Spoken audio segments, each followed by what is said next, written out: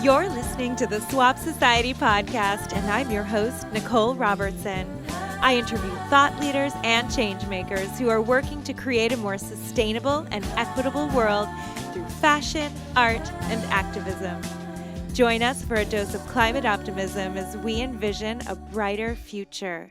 Hi, everyone. Welcome to the Swap Society podcast. Today, I'm talking with Lisa Erdle, a microplastics researcher and the Director of Science and Innovation for the Gyres Institute, a leader in the global movement against plastic pollution. Hi, Lisa. Thank you for being on the show. Hi, Nicole. Thanks so much for having me. So, where are you talking to us from today, and where are you from originally? Today, I'm in Thousand Oaks, California. I recently moved here from Toronto, Canada. So I'm a new California transplant. I grew up in Toronto and lived on the Great Lakes for many years. I recently finished my PhD studying microplastics and microfibers, and now here working to help the fight against plastic pollution here in California. So please tell us a bit about your background and how you got into studying microplastics. Yeah, I first got into studying microplastics in 2012.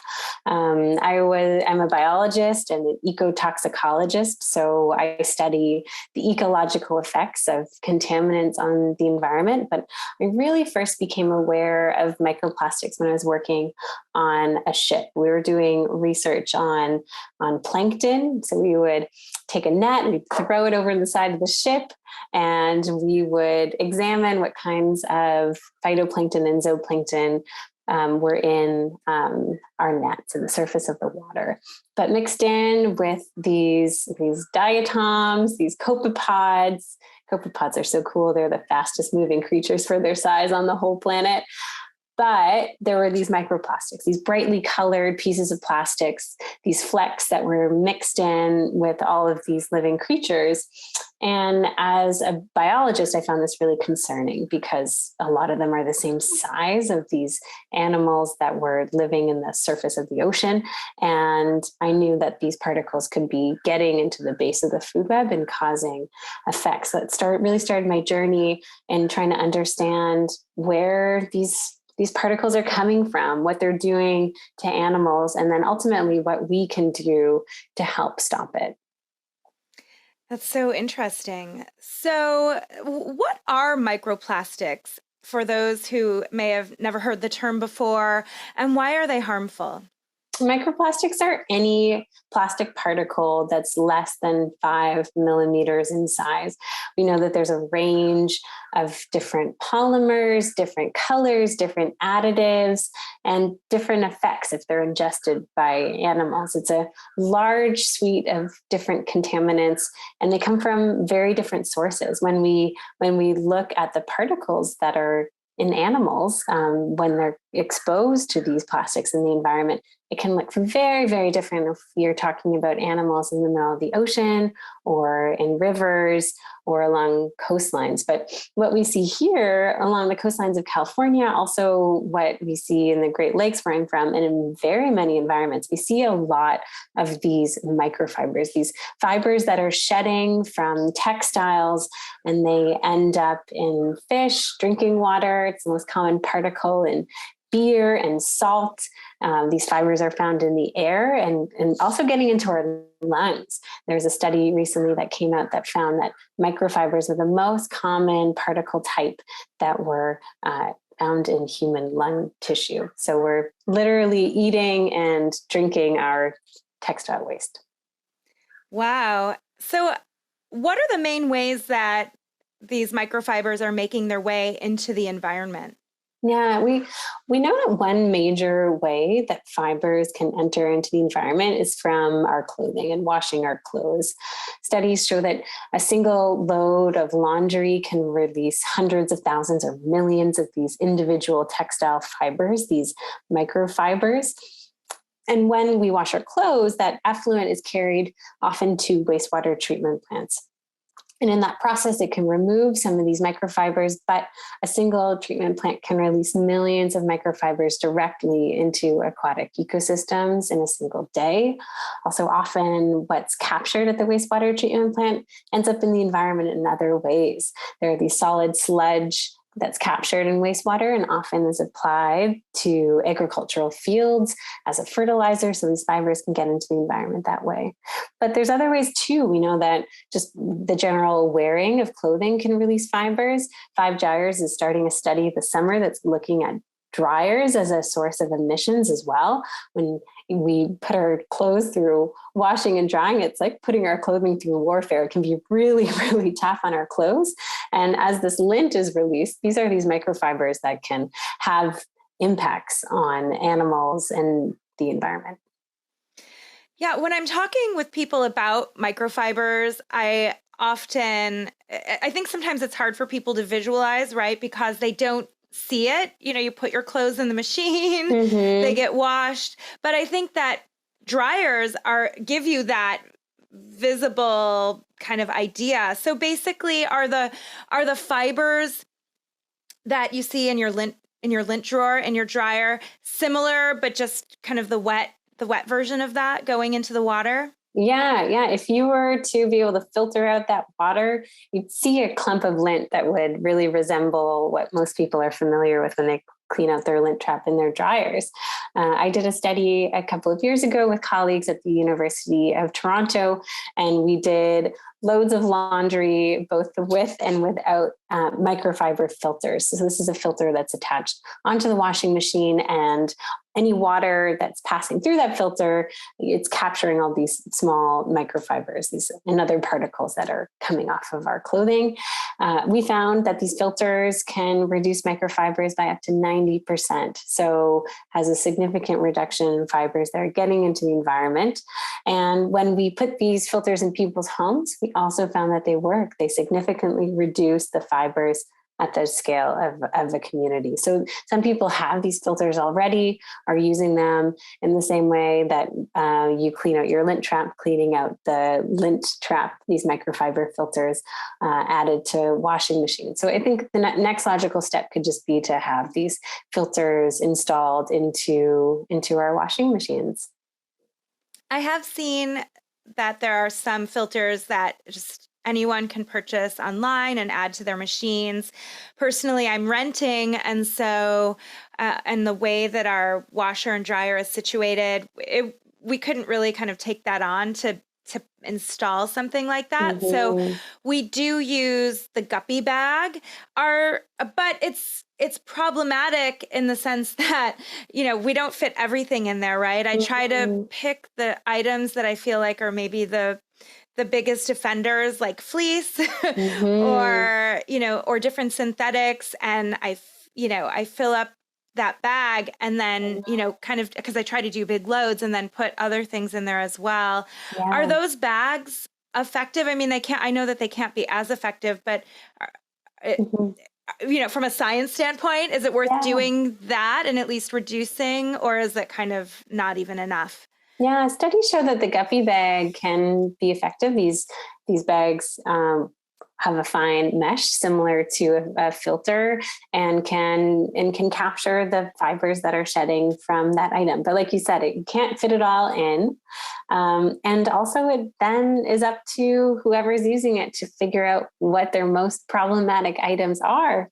But we know that it's not only a plastics issue. Obviously, the plastic fibers, the nylons and the polyesters, when they get into the environment, they are persistent. They're plastic, so they're not going to degrade over time and break down. Other natural fibers can, but research shows that these natural fibers can also be causing an effect. Research shows that these natural fibers like cotton and rayon can also cause an effect when they're ingested by animals. And a cotton t-shirt, for example, it might be 1/3 synthetic chemicals by weight. So if not everything's going to fit in your guppy bag and you have to choose between maybe a a polyester fleece and, a cotton dyed t-shirt, it's hard for, I think, the average person, even scientists who study this, to know which is the more harmful offender. That is so interesting, because I feel like most of the conversation is about the synthetic fibers. So that's so interesting to hear that these natural fibers are also problematic, Mm-hmm. because most of them are treated with different chemicals. Mm-hmm. What a mess. So, so, what are the different things that people can do at home other than having a filter attached, and are they all created equal? Is it just helpful to be doing something, or are there better choices than others? Yeah, well, like you said, not everybody can install a filter. We know that they work, but even in the research that we've done, where we were giving people these washing machine filters, often 1 in 4 people we'd have to turn away because they were renting, they couldn't change the plumbing, they didn't have access. There's a huge accessibility issue. Not everybody can reach behind their washing machine, which is where these filters are often mounted. So I think in the long term, it would be great to just have these, automatically built into machines. And there's legislation on the books that might require new washing machines to have these filters, but it doesn't solve the problem of all the existing washing machines that are out there. So to, like you do, use a guppy bag where you can, but really there's things that everyone can do at home already that can reduce your microfiber shedding footprint. So washing less, washing cold, and doing less intense loads. There was a study by Procter and Gamble that looked at all these different washing parameters, and some things don't really matter. Like, it doesn't seem like softener really makes a big difference when you wash your clothing, and the type of laundry detergent doesn't really matter. But washing less and washing cold are two significant things that people can do to change. So why is cold water, aside from like reduction in energy usage, why is cold water better for microfiber? Yeah, it has this energy savings, which is hugely important. But when the fabrics are cold, they're not as likely to expand and cause more abrasion and more shedding.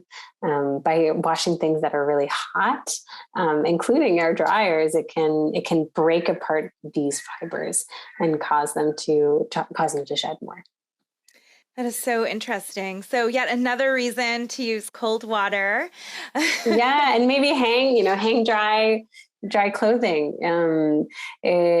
Washing and drying our clothes can be really, really hard on them. And if we're to, buy pieces that we love and really invest in our clothing and take care of it, it can extend the lifetime. And we see that fast fashion can be really harmful in terms of microfibers.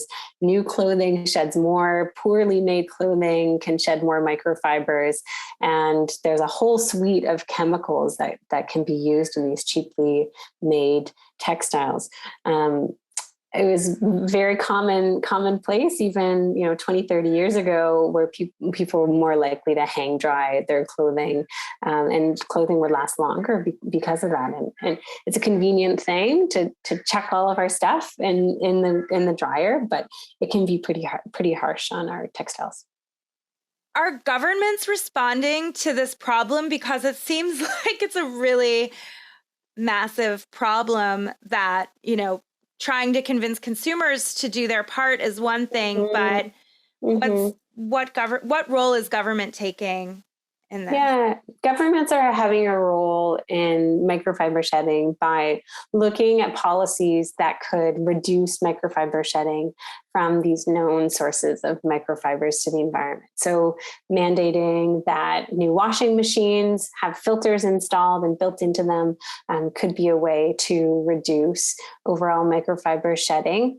But then also putting pressure on companies. It's not necessarily something that government will will regulate right away. But companies are responding to this challenge too by trying to reduce the amount of microfibers that shed from clothing. So there's now a test method, so companies can compare different materials and look at the microfiber shedding and be able to really compare apples to apples, these different textile constructions and garments, to be able to look at how these different materials hold up when they're washed and how much microfibers they shed. So they can really be part of the solution as well. There's no legislation on the books that would mandate, a certain number of microfibers to be shed as a maximum for a t-shirt or a pair of jeans, but it is something that companies are looking to try to reduce the microfibers that shed from their clothing.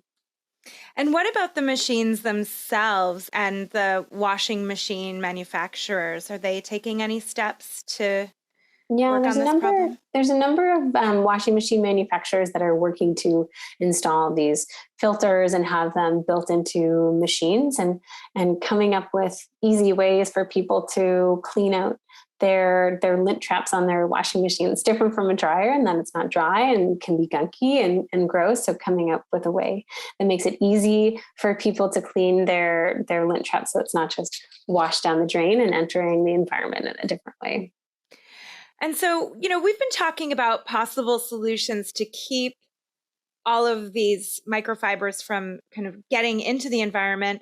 What can we do about the microfibers that are already in the environment? Is there anything we can do there? It seems like if they're microscopic, how do you clean that out of our waterways? Yeah, it's a really good question. It's how once they're there, they're so small that it becomes really hard to clean up. Even the big stuff can be really hard to clean up. We know that there's ghost fishing nets in the middle of the ocean. There's single-use plastics that washes up on shoreline. And even these large items that people can pick up can be a really hard thing to get a handle on. And it can be, effective to clean up these other plastic items from the environment so they don't break down into microplastics. But something like microfibers, they're already microplastics and other types of fibers when they're getting into the environment. So once they're there, they're not easily cleaned up. Maybe there will be some technologies down the line that could clean them up, but I haven't seen any yet. And even for the big stuff, a big challenge is what happens with bycatch. How do you clean up, the water, for example, without having all these unintended consequences of catching other creatures in that cleanup process?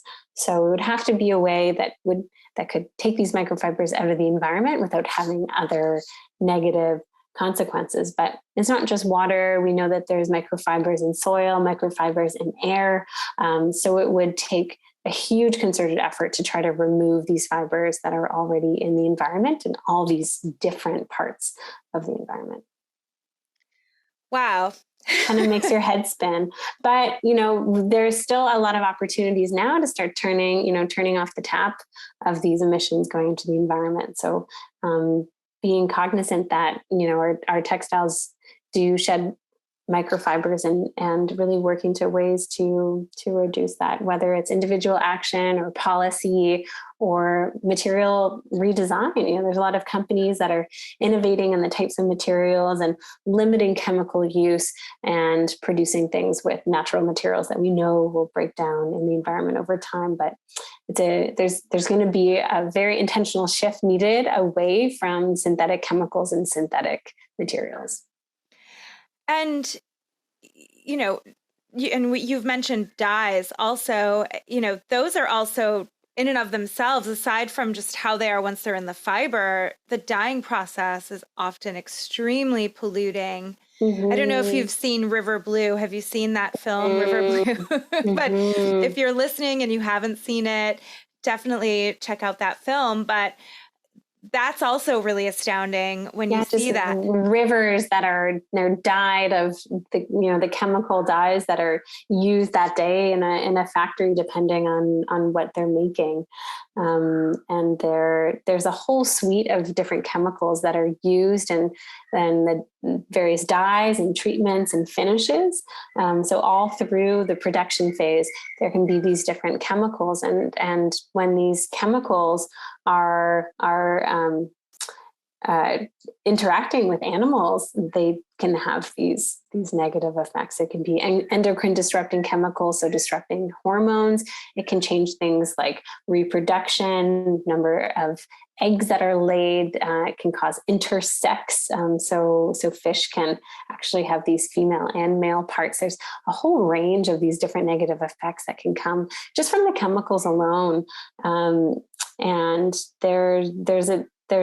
it's hard to know what chemicals are used in the production process of clothing. We don't often think about what's happening in the stages of where our clothing is made and how it's made and who's exposed to those chemicals in the production process.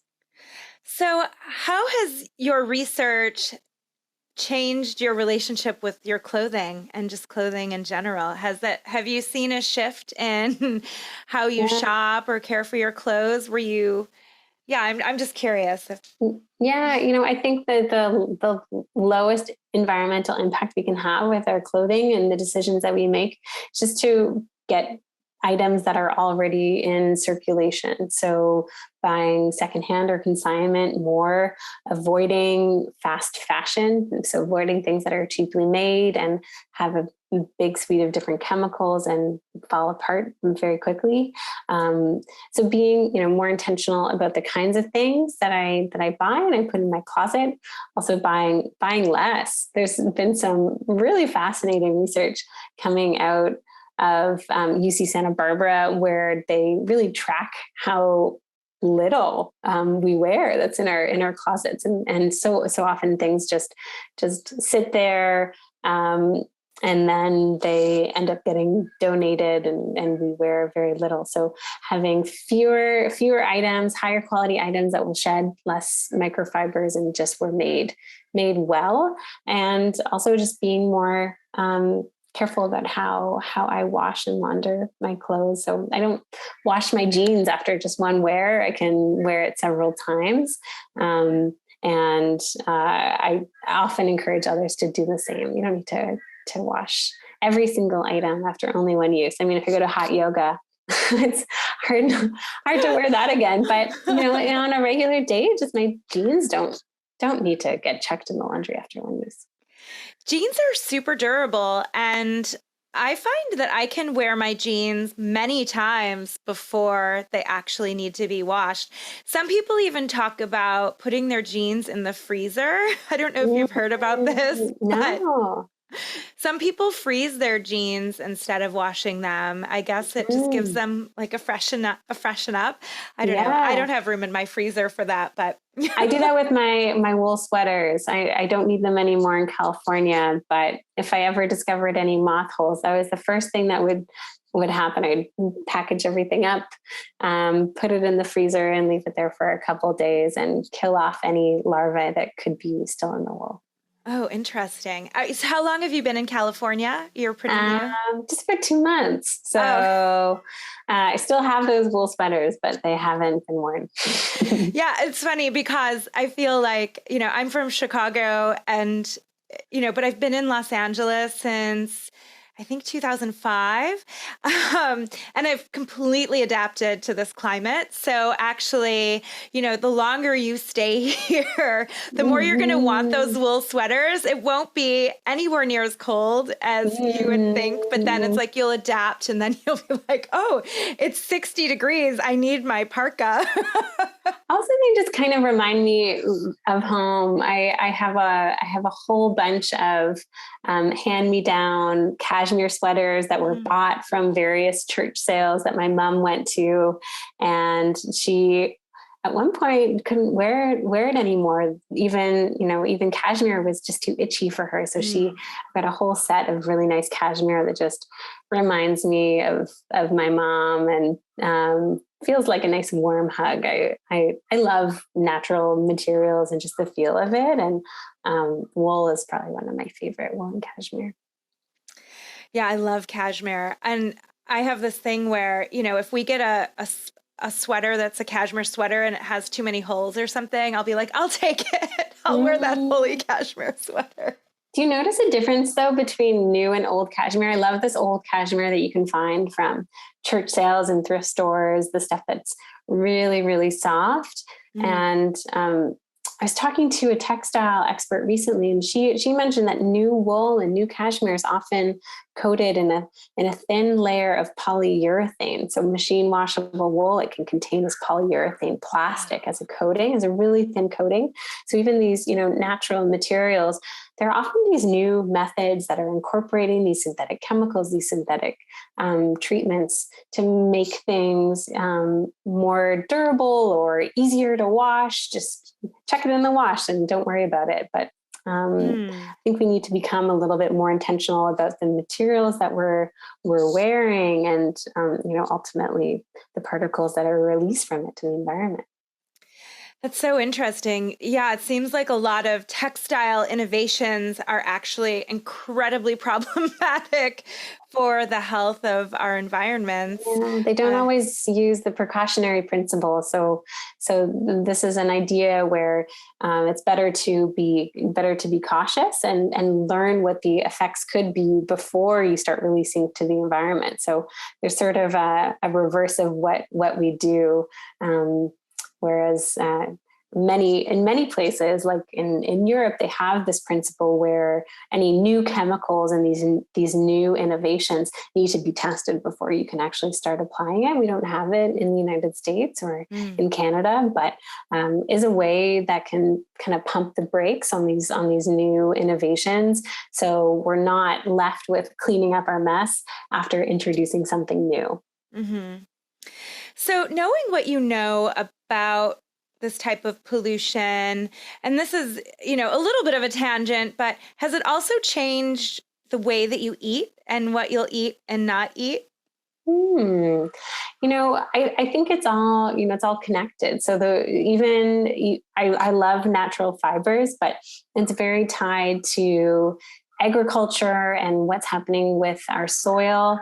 So regenerative agriculture can be used for a lot of these natural fibers as well. So it's not so much impacting my dinner plate, but I do think a lot about the full life cycle of these materials. So the full life cycle of polyester, where it's coming from fossil fuels, and there's extraction and costs for shipping and for refining this plastic and turning it into synthetic materials, versus these natural materials that can have these harmful practices if it's not done properly. But if it's done in a proper way, it can actually restore soil carbon. It can be a source of carbon capture rather than emissions.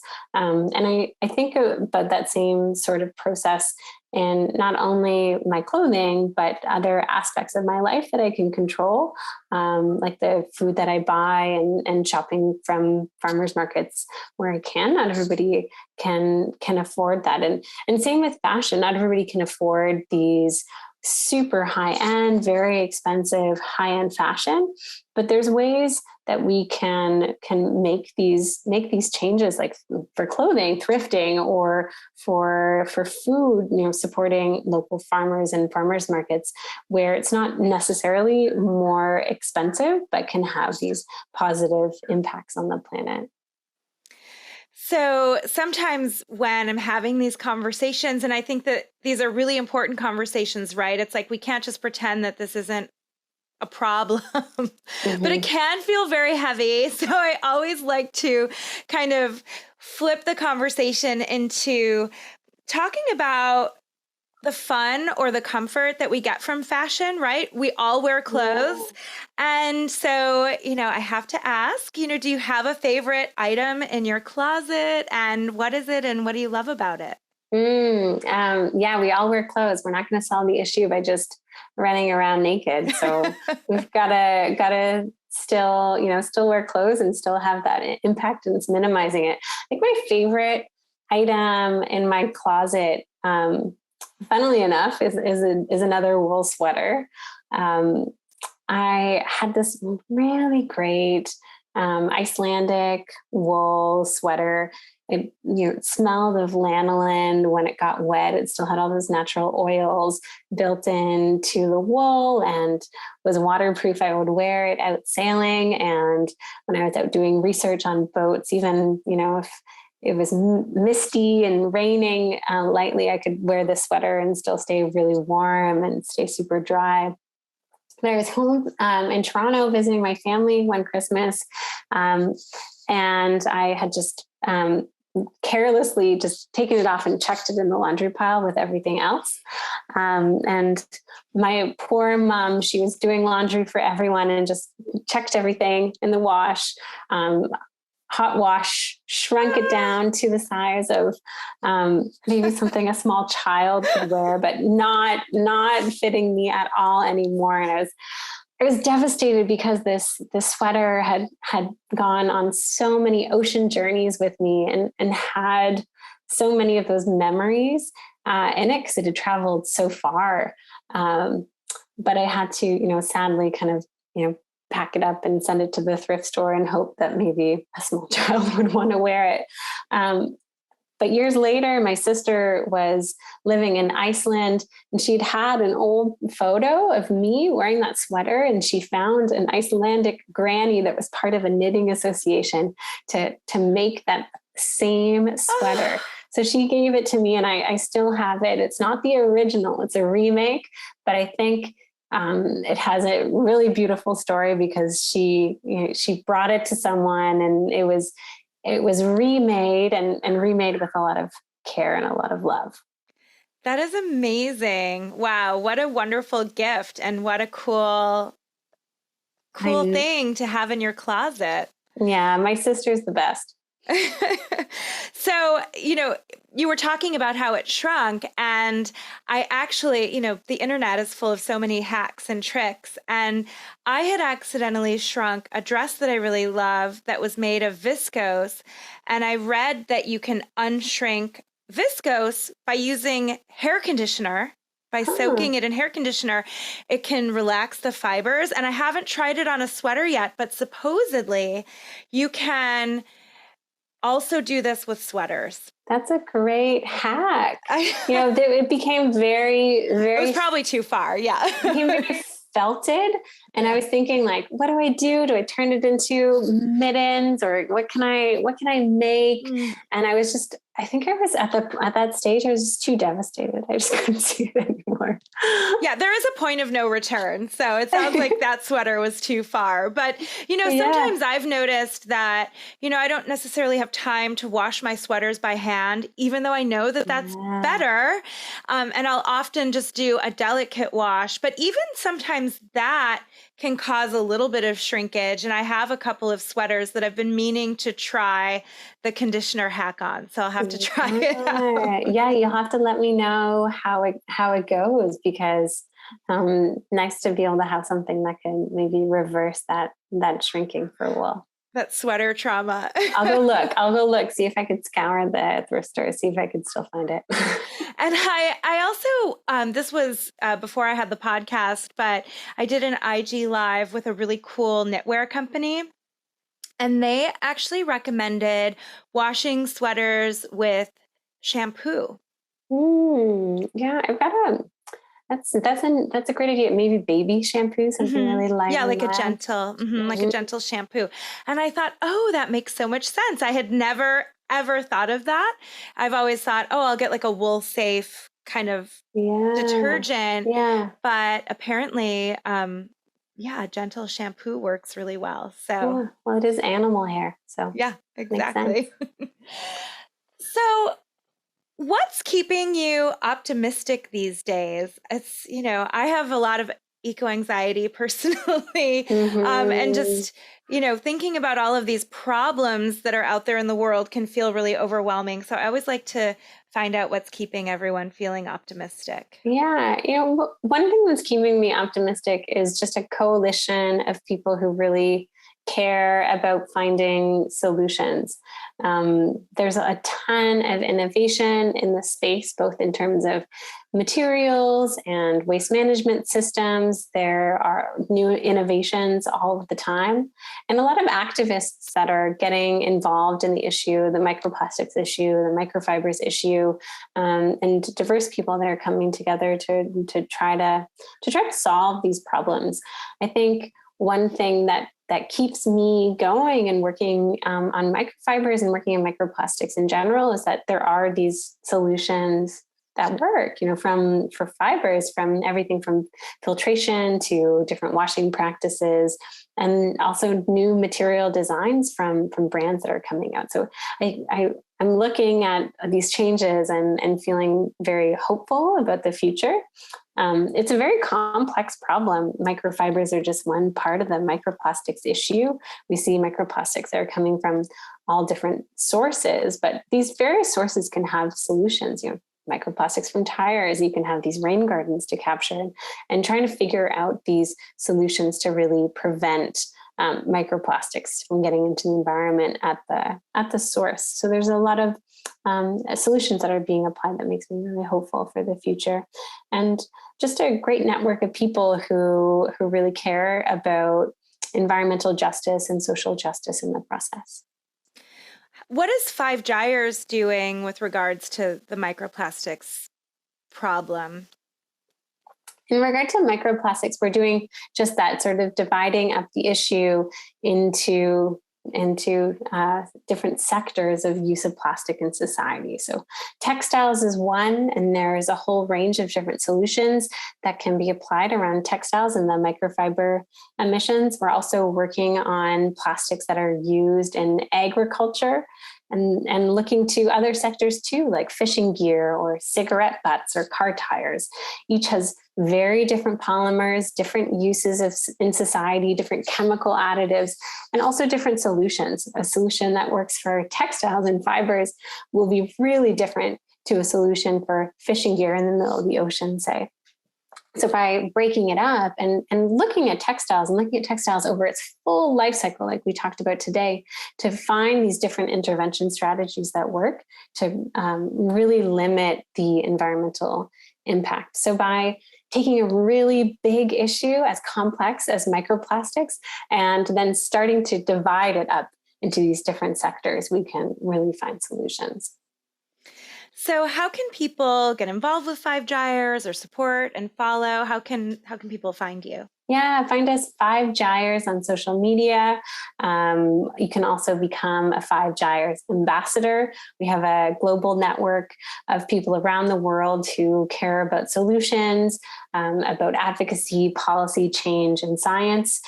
So to join our network and follow us on social media, and to get involved, we often do these trash blitzes and waste audits in cities around the world so we can collect data and make informed decisions about changes that can be made at a local level to reduce plastic from getting into the environment.